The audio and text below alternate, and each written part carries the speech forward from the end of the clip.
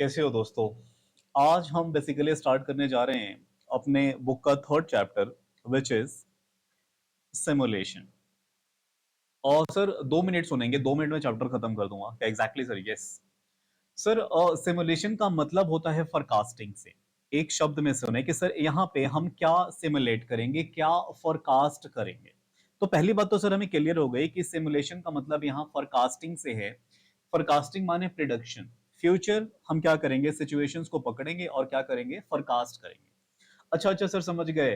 4 दिन से बारिश हो रही है, 5वें दिन बारिश होगी कि नहीं होगी, एग्जैक्टली लिटिल बिट कुछ ऐसा ही आप मान के चल सकते हैं। लेकिन यहाँ पे हमें वेदर फोरकास्ट नहीं करना। तो सर एग्जैक्टली क्या फोरकास्ट करना है, आप ऐसा समझिए कि मैं एक छोटा मोटा बिजनेसमैन हूं, राइट। एक बिजनेसमैन हूं और मैंने बोला आपसे, आप कॉस्ट अकाउंटेंट हैं, कि पिछले सर 4-5 महीनों में मैंने इतने का ना सेल किया है, इतने यूनिट, नंबर ऑफ यूनिट्स का मैंने क्या किया है, सेल किया है। आने वाले टाइम में मुझे बताओ, 4-5 महीने का मैंने तुम्हें डेटा दे दिया और आगे क्या बोला कि आने वाले 2-3 महीने का ना मुझे बता दो कि मैं कितना सेल कर पाऊंगा। तो क्या ओवरऑल बस इस चैप्टर में इतना ही करना है? यस। अच्छा, इससे मिलती जुलती और भी कुछ बातें हैं, वो आप चैप्टर के साथ ही समझेंगे, लेकिन मेन अगर मैं 2 मिनट में बोलूं आपको कि ये चैप्टर का मतलब समझ में आया क्या, तो यस, यहाँ पे हम क्या करने वाले हैं, फ्यूचर फोरकास्ट करने वाले हैं ऑन बिहाफ ऑफ क्या सर, पास्ट डेटा। आप मुझे पास्ट का डेटा दे दो और फ्यूचर का पूछ लो मेरे से, मैं बता दूंगा। यहाँ पे ये इस चैप्टर का यूज है। क्लियर? आप नोटबुक निकालेंगे और हेडलाइन देखिए अपना chapter number 3 which is simulation. तो सर देखिए, अब सुनिए, एक होता है कि यहाँ पे मैं बहुत ज्यादा लिखूं, लेकिन जो डेफिनेशन थ्योरी वाली चीज है ना, वो मैंने यहाँ पे लिखवा दिया है। क्लियर है? तो आप अपनी नोटबुक में यहां से लिखना शुरू करेंगे डेफिनेशन करके कि सिमुलेशन का एग्जैक्टली मतलब क्या है। प्लीज आप नोट करेंगे, क्योंकि मैंने क्या किया है ना, पढ़ते तो आप सब टीचर से हैं, सब लोग बहुत अच्छा पढ़ाते हैं, राइट।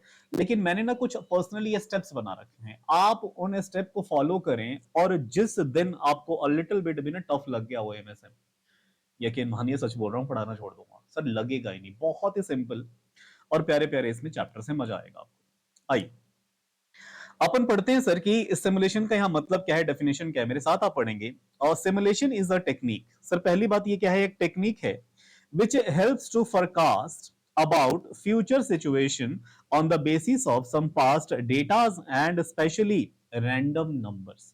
सिर्फ पास्ट से फ्यूचर हम फोरकास्ट कर लेंगे या नहीं सर, हम कोई ज्योतिष थोड़ी है। तो हमें यहाँ क्वेश्चन क्या देगा, एक रैंडम नंबर देगा, उसकी हेल्प से हम इजीली आराम से ना यहाँ निकाल पाएंगे। क्लियर है? आइए, तो ये आपने डेफिनेशन लिखा। तो सर ये वाला डेफिनेशन किसने दिया है? फॉर एग्जाम्पल, इससे पहले जो हम पढ़ रहे थे ना, हमने पहला अपना चैप्टर स्टार्ट किया था विच इज असाइनमेंट करके। तो असाइनमेंट भी किसी ने दिया था ना, आपको याद आ गया होगा। यस। वैसे ही यहां पे हम कह रहे हैं कि सिमुलेशन भी किसी ने दिया होगा ना। यस, यहां पे सिमुलेशन का जो मेथड दिया गया है वो मोंटे कार्लो मेथड हम लगा के अपना आंसर करते। तो ये बातें ना मैं हाईलाइट कर देता हूं आपको ना, एमसीक्यू के लिए हेल्पफुल रहेंगे।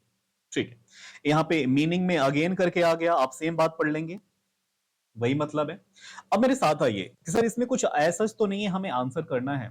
आंसर करने के लिए ना ये मेरे कुछ बनाए स्टेप्स हैं, उसको आप फॉलो करेंगे, इजीली हमारा आंसर आएगा। There are two steps for solving simulation problem.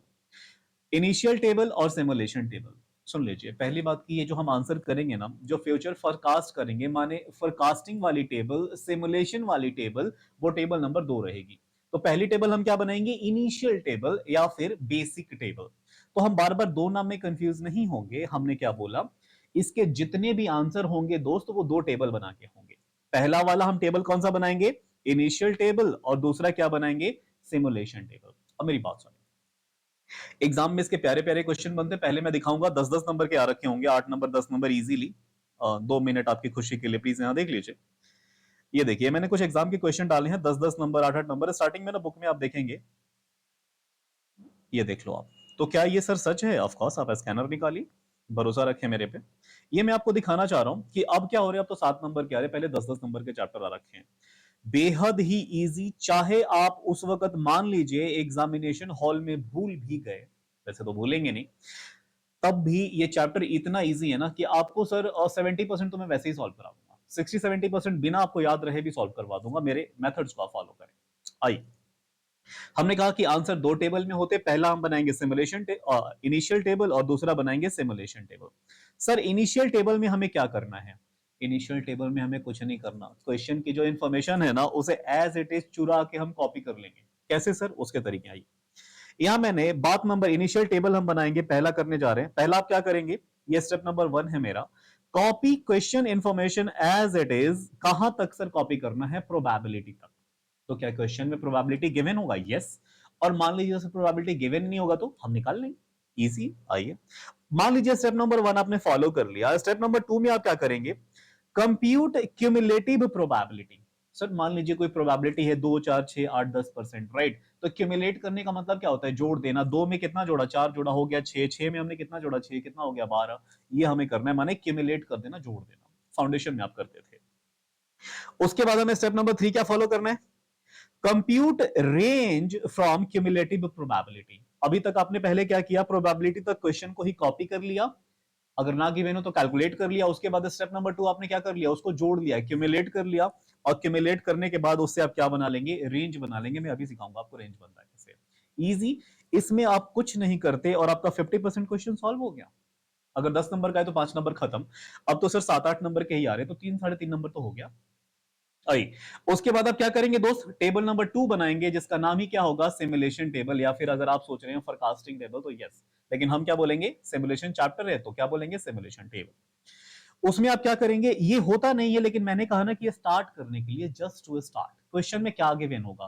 Past data किस चीज का हो सकता है? किसी डेज का होगा, वीक का होगा, मंथ का होगा, ईयर का होगा, और कुछ ना भी होगा तो मैंने क्या बोला? आप क्या ले लो? सीरियल नंबर ले लो। 1 2 3 ऐसे करके लिख दो। क्यों? उसका एक मेरा मतलब है। ये मेरे कहने पे आप सीरियल नंबर का एक बना लेंगे, अगर ये सारी बातें गिवन नहीं होगी तो। ये आप दूसरे टेबल में कर रहे हैं, राइट? उसके बाद हमें क्या करना है? रैंडम नंबर क्वेश्चन में गिवन होगा, उसको कॉपी कर लेंगे। Remaining columns depend upon question information. अब ये बात की बात है, तो आप सुनिए, आपको सर क्या करना है? मेरे स्टेप्स फॉलो करने हैं। ये बातें अभी के लिए याद भी हो गई तो ठीक है, नहीं भी याद होगी तो ये तो क्वेश्चन में ही है ना, हमारे बुक में ही है। क्वेश्चन पे सीधे चलते हैं दोस्त, वहां से आंसर करना शुरू करते, पढ़ना समझना शुरू करते। फिर मैं क्वेश्चन से बार बार आपको लेके आऊंगा यहाँ पे कि आप मेरा ना इनिशियल टेबल का वो मेथड याद करिए, स्टेप्स याद करिए। आप मेरे को क्या बोलेंगे? सर ने बोला था कि सर आपको पता है क्या करना है? पहले क्वेश्चन को एज इट इज कॉपी कर लेना है। कहां तक? कहां तक सर? प्रोबेबिलिटी तक। मान लो प्रोबेबिलिटी नहीं गिवन रहेगा तो हम निकाल लेंगे।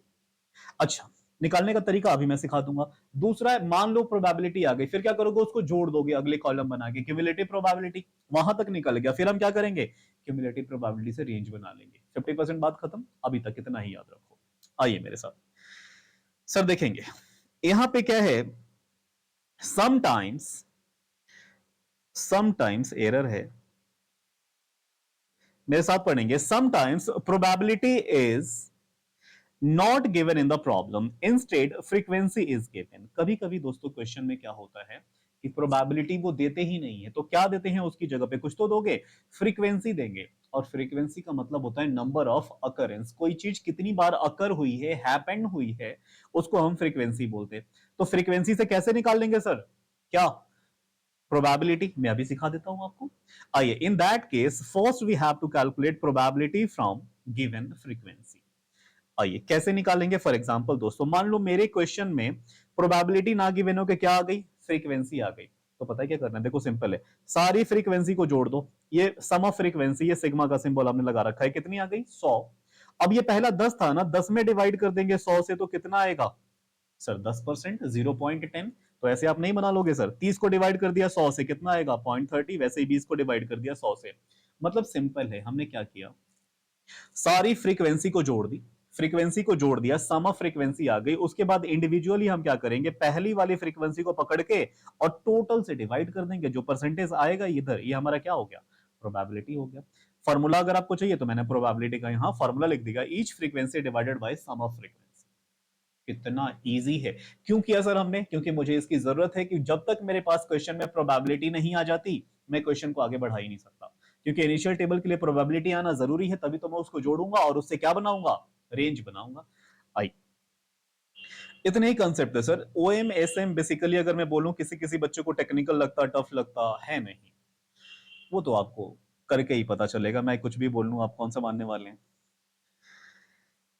देखेंगे सर, ये मैंने यहाँ पे उठा लिए कुछ मेरे क्वेश्चंस हैं। मैंने अपने बुक में क्या किया कि इसमें ना पहले मैंने एग्जाम के ही क्वेश्चन डाल दिए। तो यहाँ पे तुम लिखोगे होमवर्क, सर कैसी बातें कर रहे हो, एक लाइन आपने नहीं पढ़ा है और होमवर्क में दे रहे हो, भरोसा रखो मेरे को। 1 2 3 ये सब आप होमवर्क में करेंगे, 4 भी होमवर्क में कर लेंगे, ये एग्जाम के क्वेश्चन थे। 5 पे आ जाओ, ये आपके सीएमए मॉड्यूल का क्वेश्चन। तो मैं जरा मॉड्यूल का क्वेश्चन करता हूं और फिर पहले दूसरा तीसरा चौथा देखो आपसे खुद ही हो जाएगा। आइए क्वेश्चन नंबर 5 मेरे साथ स्टार्ट करेंगे। अच्छा ये जो बातें आ गई है ना, ये यहां से कॉपी होके आ गई है, राइट। तो इसको फिलहाल के लिए आप इग्नोर करेंगे, मुझे थोड़ा सा रेक्टिफाई करना पड़ेगा, हर चीज हम खुद नहीं कर पाते, थोड़ा सा ना आउटसोर्स करवाना पड़ता है, तो एरर्स पॉसिबल है। यहां से क्वेश्चन नंबर 5 स्टार्ट हो रहा है, मेरे साथ आप पढ़ना शुरू करेंगे, राइट सर। पहला क्वेश्चन, बी सीरियस प्लीज। आइए, कह रहा है कि अ कन्फेक्शनर सेल्स कन्फेक्शनरी आइटम्स। एक हलवाई है सर, और वो हलवाई में जो हमें चीजें मिलती है ना, वो बेचता है। क्या बेचता है जी? लड्डू बेचता होगा, समोसे बेचता होगा, हमें क्या, जो मिल जाए खा लेंगे। आइए, ऐसा आइटम्स बेचता है। Past data of demand per week. Past, past का दे रखा है ना, तभी तो हम फ्यूचर निकालेंगे। आइए, past data of demand per week in 100 kilograms with frequency is given below. पहला ही क्वेश्चन है जिसमें हमें फ्रीक्वेंसी गिवन है, क्या नहीं गिवन है? प्रोबेबिलिटी। तो हम निकाल नहीं सकते, भरोसा रखो निकाल लेंगे। आइए, ये पास्ट में क्या कह रहे हैं कि इनकी डिमांड पर वीक कैसे बोल रहे हैं, और साथ में फ्रीक्वेंसी गिवन है। यहां पे 0 ऐसे वीक रहे हैं, demand per week, frequency. I think हमें ये क्वेश्चन अभी छोड़ के दूसरा करना चाहिए, कर सकते हैं आराम से, कोई दिक्कत नहीं। ये जो डिमांड है, ये इन्होंने बोला है 100 किलोग्राम्स में। अब देखो, पास्ट का इन्होंने डेटा दे रखा है, और कैसे दे रखा है सुनिएगा। 11 ऐसे हफ्ते रहे हैं, 11 ऐसे वीक रहे हैं जब 5 किलोग्राम का क्या रहा है दोस्तों, सेल इनकी पास्ट में रही थी। अब मैं बार बार ना 100 किलोग्राम्स पढ़ूंगा नहीं, यहां पे समझ जाएंगे कि डबल जीरो लगा हुआ है, राइट। तो मैं यहां पे केजी में पढ़ दूंगा।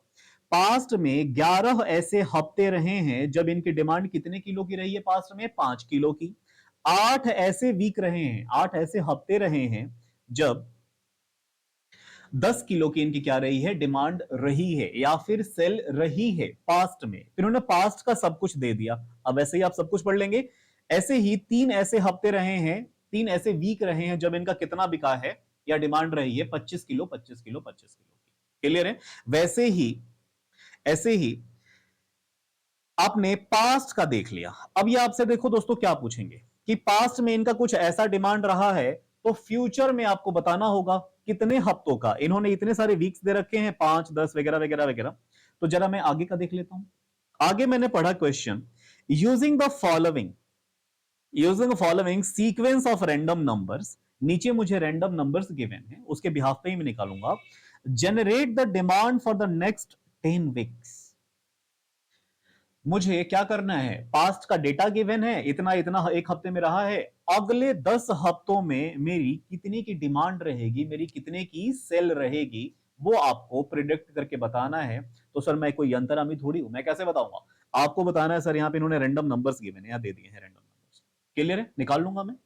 चलिए आंसर करना शुरू करता हूं। उससे पहले आपको क्या करना पड़ेगा, जब मैं आंसर करूंगा आप मेरे साथ कहां पे जाएंगे, वहां पे मेरे स्टेप्स पढ़ने। लेकिन अभी सुनो दोस्तों, मैंने कहा सर एक बात बताओ, 10 हफ्तों का फ्यूचर में निकालना है ना, रैंडम नंबर भी तो 10 ही होने चाहिए। इन्होंने कितने दिए हैं जरा काउंट करना, 1 2 3 4 5 6 7 8 9 और 10। मतलब यहां से लेके यहां के जो एक्स्ट्रा रैंडम नंबर है ना, वो आपके किसी काम के नहीं है, कंफ्यूज करने के लिए देते हैं, बच्चे का टाइम खराब करने के लिए।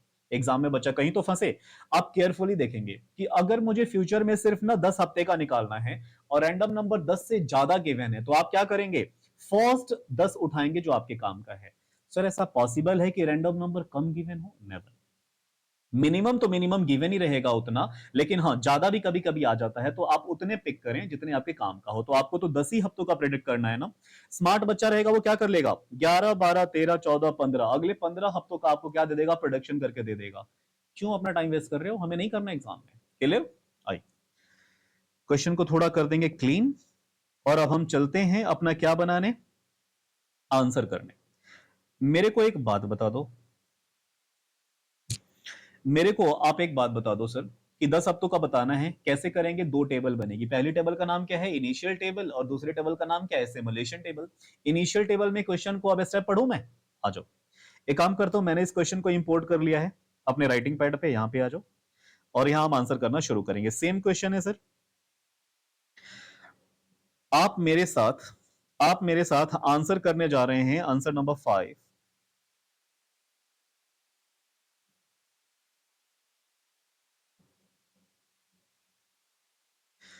आई आप मेरे साथ करेंगे आंसर नंबर 5।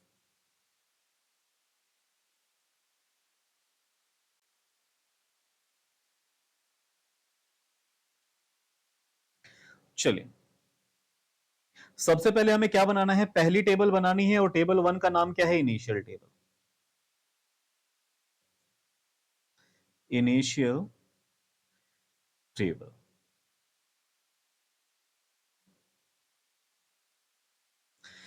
सुनेंगे दोस्त, इनिशियल टेबल कहां तक बनानी है हमें और कैसे कैसे, कितने कॉलम होंगे, कितना हमें क्या बनाना है, वो कैसे बनेगा। आप मेरे साथ आ जाओ यहां पे और मेरे साथ स्टेप पढ़ना शुरू करो। ये आपके सारे मंत्र हैं, ये आपको आ गया, आपको आगे कुछ नहीं करना। एक क्वेश्चन में देखने की जरूरत है, आगे आप देखेंगे भी नहीं। आइए, इन्होंने बोला कॉपी कर लो, copy question information as it is with probability. Probability तक आपको क्या करना है, कॉपी कर लेना है। मैं आता हूं अपने क्वेश्चन में कॉपी करना शुरू कर देता हूं। सबसे पहले मैंने देखा कि मेरे को क्या गिवन है, डिमांड पर वीक गिवन है, राइट। तो कितने वीक का डिमांड गिवन है, 1 2 3 4 5 6। तो 6 हफ्तों का डिमांड गिवन है ना। तो एक बात तो पक्की हो गई कि सर मैं क्या करने वाला हूं, जो कॉलम बनाऊंगा वो 6 लाइन की बना लूंगा। मेरे साथ अब बनाते चलो। कितने सर लगेंगे इसमें कॉलम्स, वो तो दोस्त अभी पता नहीं, बनाते बनाते ही पता चलेगा।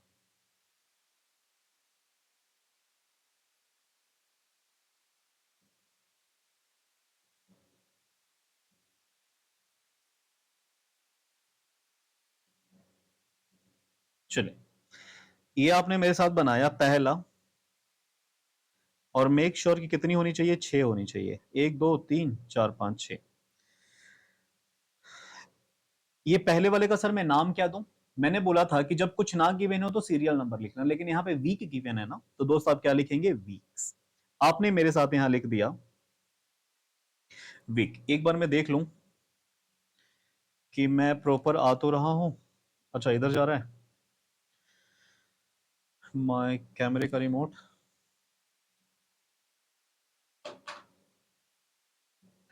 It should be like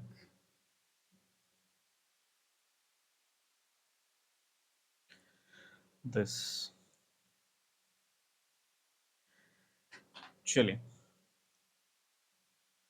voice is good, hello hello, yeah everything is going good. CPU is using 1 point something is good. Please, यहां देखेंगे वीक मैंने ले लिया दोस्त। पहला मैंने वीक का ले लिया, वीक 1 2 3 4 5 6। सर 6 आपने क्यों लिखा, क्योंकि 6 ही हफ्तों की तो क्वेश्चन में गिवन है। उसके बाद में क्या करूंगा, मुझे और क्या गिवन है क्वेश्चन में, क्वेश्चन में और गिवन है मुझे,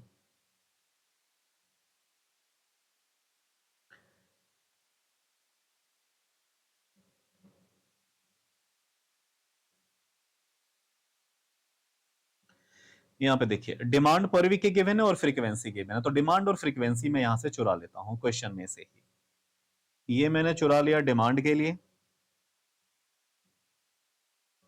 और यहां चुरा लिया फ्रीक्वेंसी के लिए। यहां मैं लिख भी दूंगा डिमांड एंड फ्रीक्वेंसी।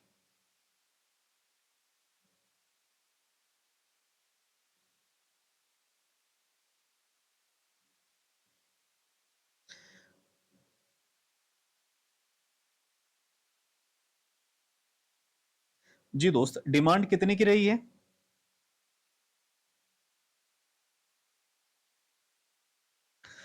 0 5 10 15 20 25, 5 के मल्टीपल में है।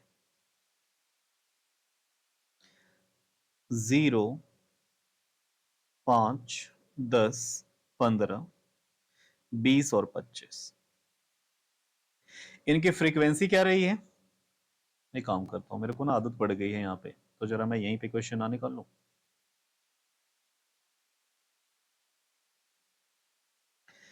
जी, फ्रीक्वेंसी 2 11 8 21,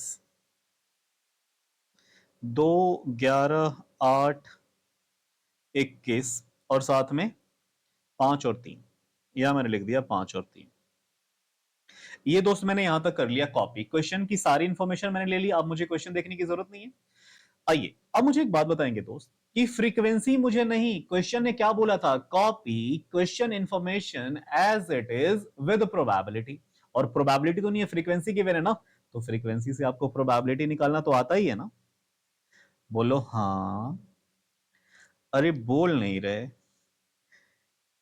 आइए सर जरा बताएंगे मुझे क्या करना रहता है। फ्रीक्वेंसी को हम जोड़ देंगे, फ्रीक्वेंसी को जोड़ देंगे 11 2 11 8 2 10 10 11 21 21 22 25 25 और 5 और 3 50। ये सर 50 आना चाहिए, एक बार चेक कर लेंगे। सम ऑफ फ्रीक्वेंसी कितनी आ रही है, 50 आ रही है। और मैंने क्या किया था कि आपको प्रोबेबिलिटी निकालने के लिए each frequency divided by sum of frequency. तो सर जरा यहां पे अगर मैं प्रोबेबिलिटी निकालने की कोशिश करूं,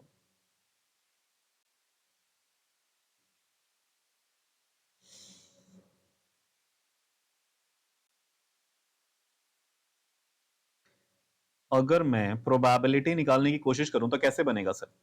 देखो, दो दो डिवाइडेड बाई 50 कितना आएगा, कितना आएगा 0.2 0.4।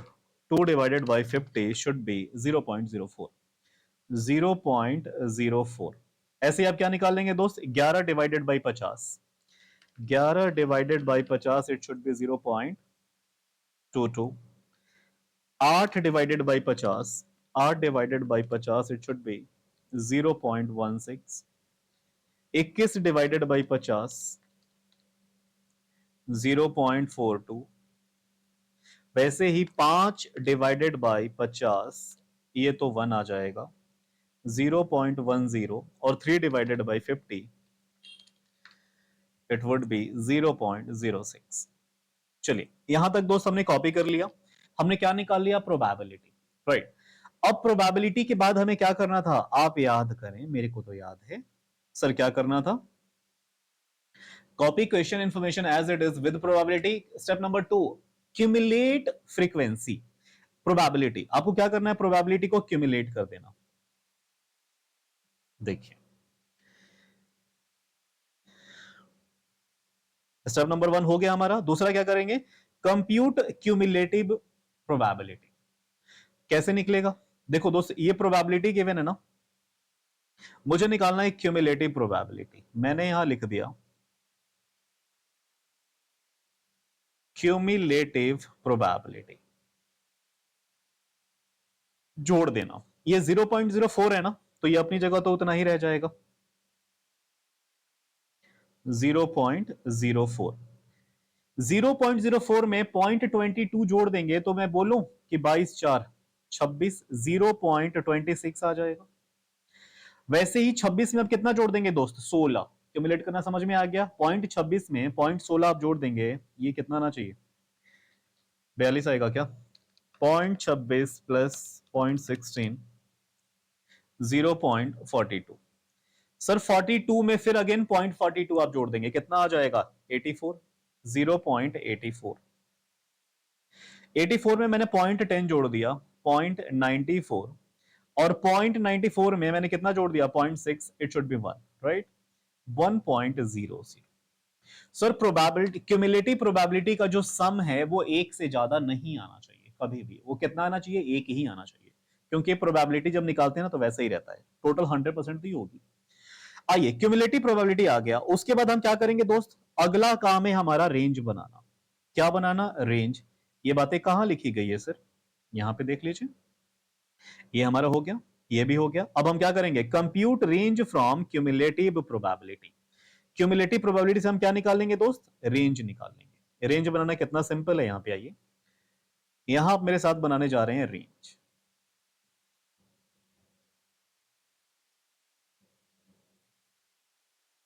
रेंज सुनिए, आप केयरफुली क्यूमुलेटिव प्रोबेबिलिटी को देखिए, ये कितना गिवन है, 0.4 है ना, 0.04।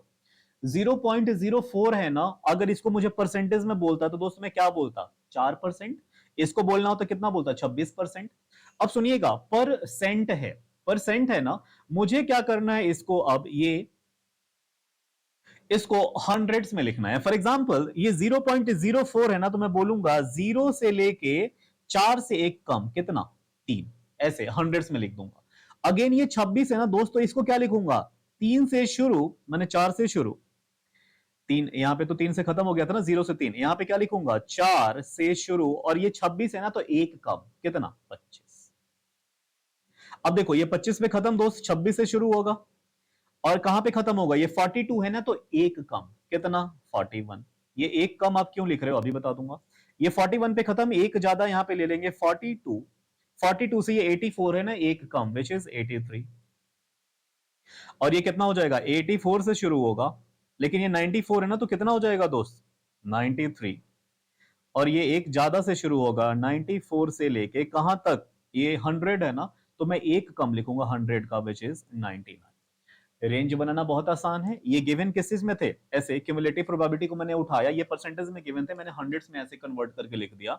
ये 0 से 4 है ना, तो 0 से 4 ना लिख के एक कम, तो कितना लिखूंगा, 0 से लेके एक कम, 4 का 3, 4 से शुरू करूंगा, लेकिन खत्म कहां पे करूंगा, 26 है ना, तो एक कम 25।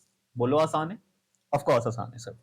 ऐसे करके मैंने क्या बना लिया दोस्त, अपना रेंज बना लिया। और जैसे ही मैं रेंज बना लेता हूं, जैसे ही मैं रेंज बना लेता हूं, मेरा क्या बन के खत्म हो गया,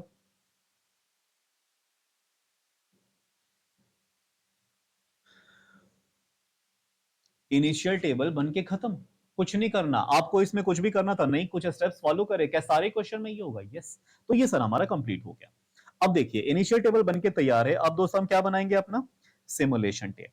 तो मेरे साथ आ जाइए, टेबल नंबर 2 अब बनाएंगे इसका, विच इज सिमुलेशन टेबल, और ये हमारा फाइनल टेबल होगा। तो यहां मेरे साथ क्या टेबल की नंबरिंग लिखने की जरूरत है, कोई नीड नहीं, यहां लिख लीजिएगा सिमुलेशन टेबल।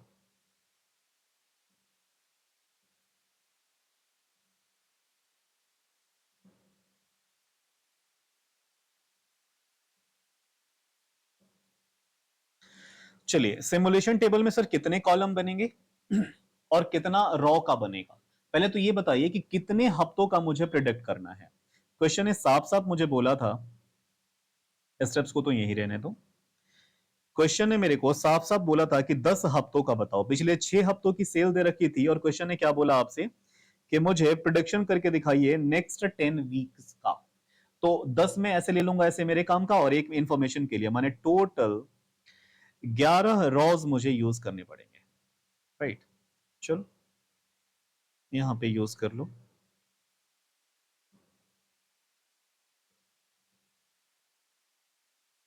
1 2 3 4 5 6 7 8 9 10, एक ज्यादा मैंने ले लिया सेफ साइड, चलो जरूरत तो थी नहीं।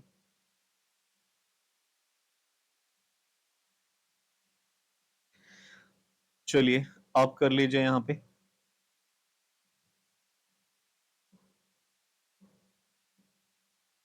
सर कितने कॉलम बनाने पड़ेंगे, ये हम एग्जैक्टली exactly इसमें ना डिफाइन कर ही नहीं सकते, आप मेरे साथ बनाते रहिए। आइए सबसे पहले तो सबको क्या बोला गया था कि सिमुलेशन टेबल बनाने के लिए आपको पहला वाला क्या लेना है, अगर वीक डेज गिवन है तो वो ले लो, नहीं तो सीधा सीधा क्या सीरियल नंबर, इसमें गिवन है वीक्स, तो आप मेरे साथ ले लो वीक 1 से लेके कितना, 10। अब मैं फ्यूचर में बताने जा रहा हूं कि इनकी सेल कितनी होगी। तो वीक ले लिया मैंने, 1 2 3 4 5 6 7 8 9 एंड 10। नेक्स्ट 10 वीक्स में इनकी कितनी सेल होगी, तो ये मैंने वीक लिख लिया।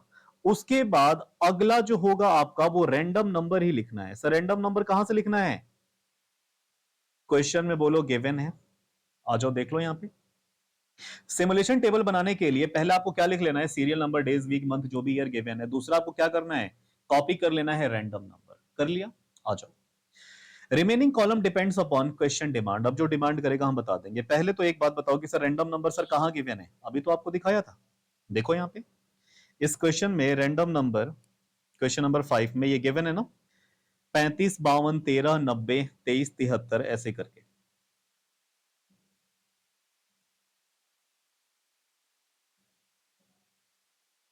मैं जरा लिख लेता हूं रैंडम नंबर, 35 52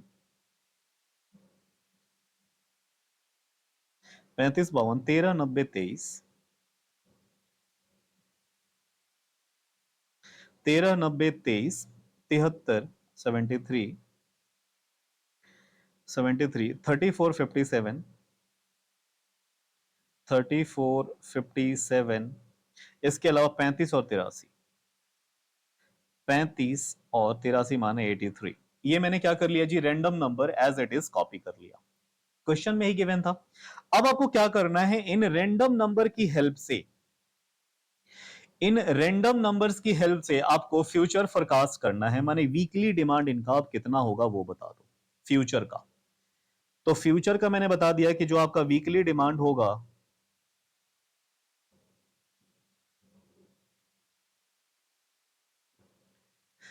वो कितना होगा। इतना सिंपल है ना दोस्त, आप हैरान रह जाएंगे, ये 10-10 नंबर के सवाल आते हैं। आप एक काम करिए, इसको मुझे थोड़ा सा मिनिमाइज करना पड़ेगा आपको दिखाने के लिए, और आई डोंट थिंक सो कि आपको ये विजिबल हो रहा होगा। चलिए यहां तक आप देखिए, सबसे पहला आपका रैंडम नंबर क्या है सर, पहला रैंडम नंबर मेरा 35 है। आप इस 35 को सर्च करेंगे इस रेंज में कि कहां पे लाई कर रहा है, कहां पे फॉल कर पा रहा है। आइए 35 को मैंने ढूंढा सर, ये कहां मिलेगा, 25 में तो नहीं मिलेगा 35, लेकिन 26 और 41 के बीच में ही मिलेगा ना। तो मैं इसको ले गया कि सुनो 35 तुम मिलोगे यहां पे इस वाले में, 26 से लेके 41 के बीच में 35 मिलेगा। अब इसमें देखो कि पास्ट में डिमांड कितनी रही है।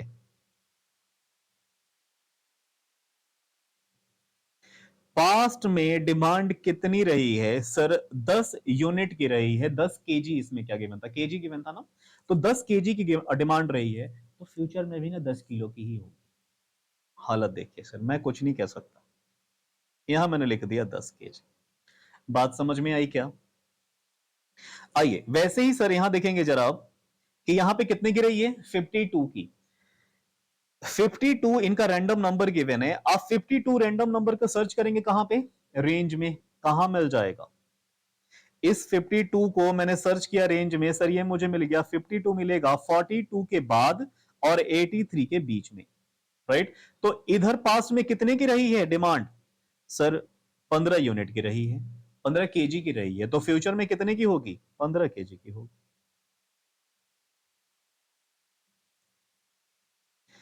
तो यहां पे आप लिख देंगे 15। ये बात समझ में आ रही है आपको। अच्छा क्या ये सब एरो बनाना रहेगा सर, नहीं वो तो मैंने आपको लिए ना बना दिया ऐसे देखने के लिए, आपको ये सब करने की जरूरत नहीं है।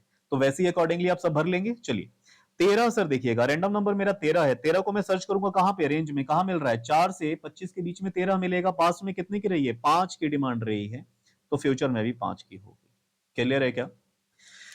आइए 10 15 5 मैं जरा भर दूं। चौथा रैंडम नंबर मेरा 90 है, 90 को मैं फॉलो करूंगा कहां पे मिलेगा, 84 से 93 के बीच में, और तब की कितनी रही है 20, तो 20 हमारा क्या हो जाएगा यहां पे, फ्यूचर की डिमांड हो जाएगा। अगला रैंडम नंबर मेरा 23 है, 23 को मैंने सर्च किया इधर, कहां मिलोगे 23, 4 से 25 के बीच में, तो पास में रही है कितना 5, तो फ्यूचर में भी हो जाएगा 5। ऐसे ही इसको बाय मैथमेटिक्स भी निकाल सकते हैं, लेकिन कोई नहीं, आप ये सिंपल वे है फॉलो करिए। अगला देखिएगा 73 है ना, 73 कहां पे मिल रहा है, 73 मेरे को मिल रहा है 42 और 83 के बीच में, जबकि 15 रही है, तो इधर भी फ्यूचर में 15 हो जाएगा। दोस्त ऐसे ही आप एक काम करो, भर लो, मैं आपका वेट कर रहा हूं।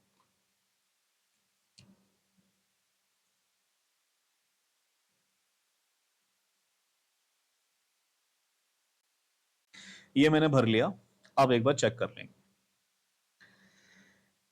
और मान लीजिए कभी कभी क्या होता है ना, कि एक बच्चे ने मुझे बताया था, केशव, ऑफ कोर्स केशव, कि कभी कभी ना थोड़ी बहुत एरर हो जाती है, तो अकॉर्डिंगली आप कंसेप्ट समझ गए ना, वो तो कैलकुलेटर है, किसको जोड़ना घटाना नहीं आता। तो चलिए दोस्तों, मैंने क्या बता दिया कि फ्यूचर की इनकी डिमांड क्या रहेगी, ऐसे ऐसे रहेगी। अब सुन लीजिए,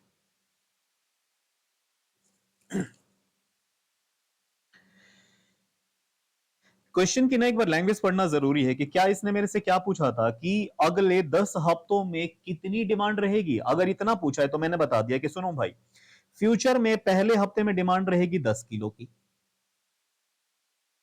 दूसरे हफ्ते में कितनी रहेगी 15 किलो की। लेकिन क्वेश्चन ना इतना सिंपल होता नहीं, सब करवा के और बाद में ना आपसे खेल जाएगा, जरा पढ़ लेना।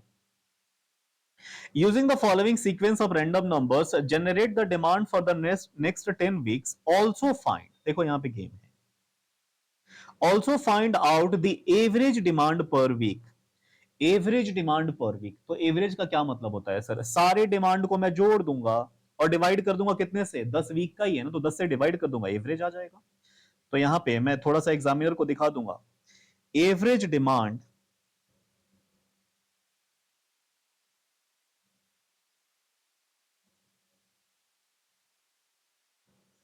पर वीक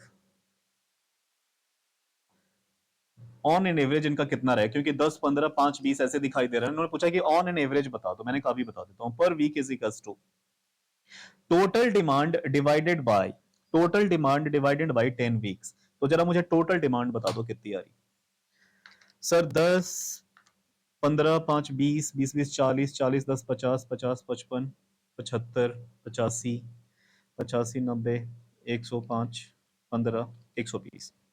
सर ये अपना आ जाएगा 120। एक बार आप चेक कर लेंगे, इनका जो फ्यूचर का रहेगा वो कितना रहेगा? 120। और मैं यहां पे अभी के लिए मान के चल रहा हूं केजी में। तो यहां मैंने क्या कर दिया, टोटल इनका जो फ्यूचर में डिमांड रहेगा 120 किलो का रहेगा, और डिवाइड में कर दूंगा दोस्त कितने से? ये 10 वीक्स का है ना, तो जो मेरे पास इंफॉर्मेशन आएगी वो क्या आ जाएगी? 12 आ जाएगी, 12 केजी। अच्छा 12 केजी। अब मुझे एक बात बताइए, मैंने ये सारी इंफॉर्मेशन ना, इन क्वेश्चन ने क्या बोला था, 100 केजी में है, कहीं तो लिखा था जी। ये जो है पर वीक इन 100 केजी, पर वीक इन 100 किलोग्राम्स। तो ये 100 किलोग्राम्स का मतलब क्या होता है? 2 जीरो। तो लास्ट में आप मुझे 2 जीरो यहां पे जोड़ दो। तो यहां पे मैं 12 केजी ना लिख के क्या करूंगा, 2 जीरो जोड़ दूंगा और मैं बोल दूंगा 1200 केजी इनका क्या रहेगा? एवरेज डिमांड रहेगा। अच्छा सर, इधर भी क्या जरूरी है हर जगह जीरो जीरो लगाना? क्या जरूरत है? एक्स्ट्रा जीरो लगाने के नंबर मिलते हैं? नहीं मिलते ना, तो फाइनल आंसर उसको ऐसे डबल जीरो करके दिखा दिया करो। हाँ, और ज्यादा तुम्हें लग रहा है कि मुझे क्या करना चाहिए तो इधर लिख देना। ये जो मैंने केजी लिखा है वो सर कितने में लिखा है? 100 केजी ग्राम इन इन स्टॉफी डबल जीरो केजी, ऐसे करके आप यहाँ पे दिखा सकते हैं। ये जो मैंने जो भी लिखा है ना, ये 100 केजी ग्राम्स में, केजी में है। ये बहुत सिंपल है दोस्तों, बेहद सिंपल। ये क्वेश्चन हमने किया यहाँ पे, हमें आपके साथ करने में इतना टाइम लग गया। क्लास में आप होते सर ये 5 मिनट 8 मिनट का क्वेश्चन है, सिंपल, और हमें करने में कितना टाइम लग गया? हमें करने में लग गया सर बताओ 37 मिनट्स। कोई फर्क नहीं पड़ता, इजी है, क्योंकि हमें स्टेप सीखने थे।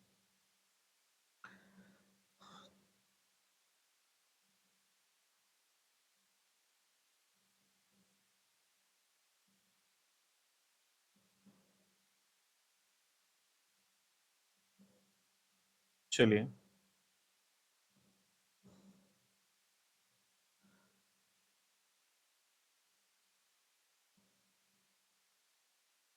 अब दोस्तों काम करेंगे, सेम जो हमने सीखा इसके बिहाफ पे आप मेरे को क्वेश्चन नंबर 1 करके दिखा सकते हैं क्या?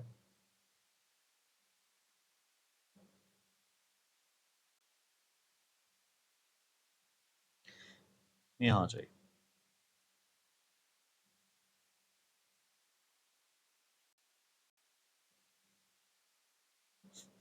क्वेश्चन नंबर 1, क्वेश्चन नंबर 2 और क्वेश्चन नंबर 3, 10-10 नंबर के दोस्तों एग्जाम में क्वेश्चन आ रखे हैं, प्लीज जरा मेरे सामने देखिएगा। कह रहा है कि अ बेकरी शॉप, पिछली बार हलवाई था, अब इस बार क्या है? बेकरी शॉप, बात तो एक ही है। A bakery shop sells bakery items. Past data of demand per week in 100 kilograms with frequency is given below. इतना इतना दे रखा है। Using the following sequence of random numbers, generate the demand for the next 10 weeks. Also find out the average demand per week. मुझे करने लायक है दोस्त? क्या मैं बोलूं कि एग्जैक्टली जो हमने किया वही उठ के एग्जाम में आ गया है? सब कुछ टिट्टो कॉपी पेस्ट है सर, डेटा थोड़ा सा इधर उधर कर दिया, सब कुछ वही है। हो जाएगा होमवर्क ऑफकोर्स। वीडियो नंबर 2 में, लेक्चर नंबर 2 में मैं ये सारी चीजें करके आपको दिखा दूंगा। हाँ लेकिन जरूरत नहीं है, लेकिन अब चलो, अब हम रिकॉर्ड कर रहे हैं तो सर हमारा काम है।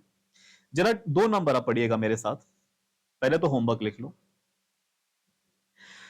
और departmental store is running a snacks items, माने खाने पीने वाली वही चीजें, outlets. Past data of snacks items demand per week in 100 kilogram with frequency is given below. Exactly same question. Using the following sequence of random number generate the demand for the next 10 weeks, also find out the average. और same question 10 number. अगला भी पढ़ लो।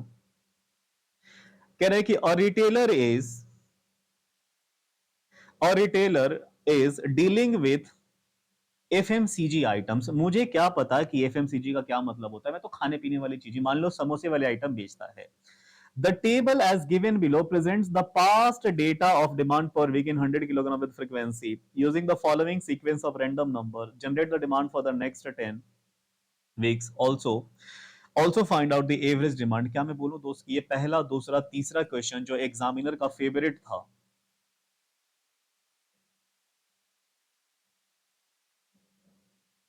दिसंबर 2018 और दिसंबर 2018, और data थोड़ा सा अलग अलग है। अच्छा, पता है क्या हुआ था केरला में ना उस वक्त ना, और दिसंबर 2018 में कुछ हो गया था, फ्लड वगैरह आया था, राइट।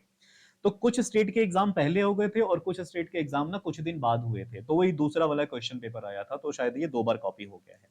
ये एग्जाम का ही आया हुआ क्वेश्चन, आप स्कैनर में एज इट इज देख सकते हैं। चलिए, तो आप एक काम करेंगे दोस्त, अभी के लिए मैं ज्यादा नहीं कराऊंगा। क्वेश्चन नंबर 1, क्वेश्चन नंबर 2 और क्वेश्चन नंबर 3 आपको मैंने क्या दे दिया, होमवर्क में दे दिया। इसके बाद का मैं क्लास में ही कराऊंगा, मतलब यहां पे रिकॉर्ड कराऊंगा। तो 1 2 3 मुझे लग नहीं रहा कि आपसे नहीं होगा, हो जाना चाहिए। फिर भी इन दोनों तीनों में से एक आधना क्वेश्चन में अगली क्लास में करा दूंगा इजीली। बाकी आप मुझे ये होमवर्क में करके दिखाएंगे। आज की क्लास ज्यादा बड़ी रखते नहीं है, छोटी छोटी हम लेक्चर्स रिकॉर्ड कर लेंगे। आप मुझसे करिए, फिर अगली क्लास में मिलते हैं, राइट। तो दोस्तों बस इतना ही, फिर मिलते हैं अगली मुलाकात में। तब तक आप मुझे जरूर करके दिखाएंगे। Class is over, see you in the next session, bye bye.